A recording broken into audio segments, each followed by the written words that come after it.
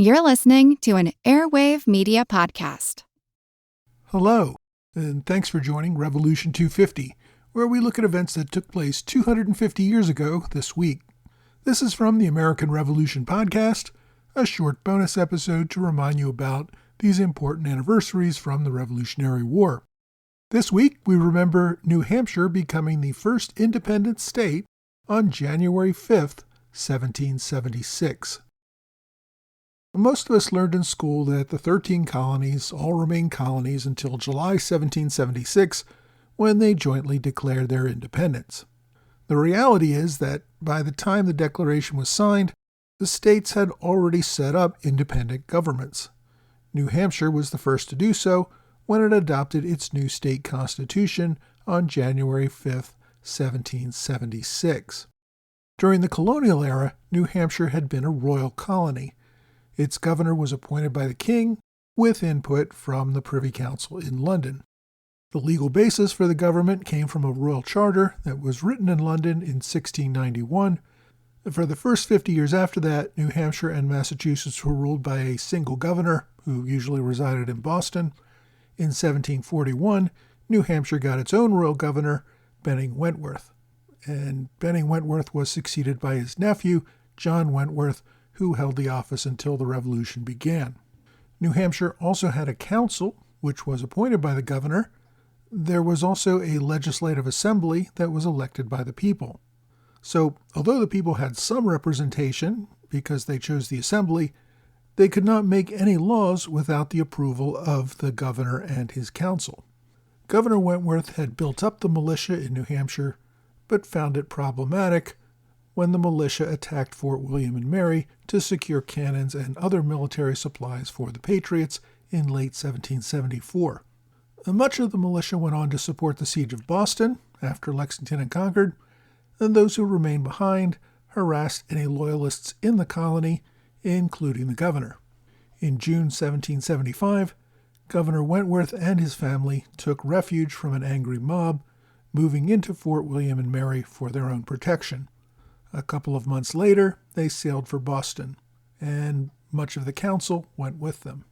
In November 1775, the Continental Congress passed a resolution, quote, "If a full and free representation of the people think it necessary, they should establish a form of government as in their best judgment will produce the happiness of the people during the continuance of the present dispute between Great Britain and the colonies." The governor's departure left New Hampshire without a functioning government. With the encouragement they received from the Continental Congress, the colony acted. Town meetings in the colony sent representatives to a state congress, which met in Exeter beginning on December 21, 1775. These men wrote and ratified a new constitution, completing the process on January 5, 1776, with that new constitution going into effect immediately. The new constitution claimed its authority from the fact that its authors were elected by the people. It noted the departure of the royal governor and much of the council, and declared the necessity of establishing a form of government during the ongoing contest with Great Britain.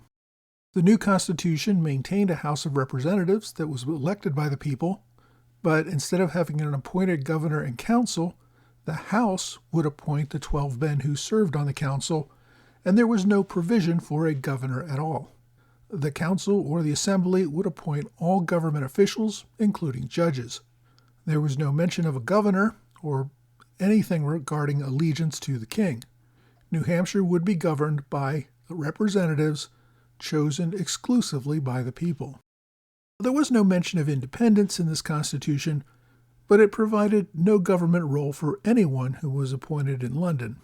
Several months later, in May, the Continental Congress recommended that all the colonies establish independent governments, and of course in July, Congress declared complete independence from Britain. By that time, New Hampshire had been operating under its own state constitution for 6 months. New Hampshire's constitution seems to have been written as a temporary measure, but it ended up remaining in place for nearly a decade. After the war ended, the state adopted a new constitution in 1784, but from the time of the adoption of the 1776 Constitution, New Hampshire operated as an independent state. I hope you've enjoyed this Revolution 250 moment. If you want to learn more about the American Revolution, please subscribe for free to the American Revolution podcast on whatever podcast platform you like, or go to blog.amrevpodcast.com to listen to individual episodes. Thanks again for listening to this Revolution 250 moment on the American Revolution podcast.